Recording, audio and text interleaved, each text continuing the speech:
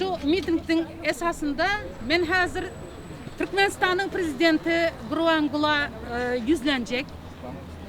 Türkmen iline senin 5 kilo unun gerek gel. Türkmen iline senin veren 1 litre yağın gerek gel.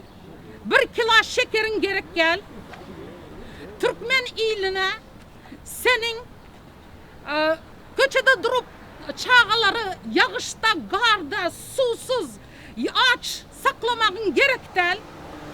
Bize senden hiçbir zat gerek değil.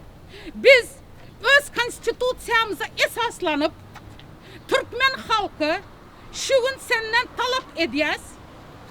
Sen öz ornunu boşalt da gün bol. Gün bol. Gün bol. Gün bol.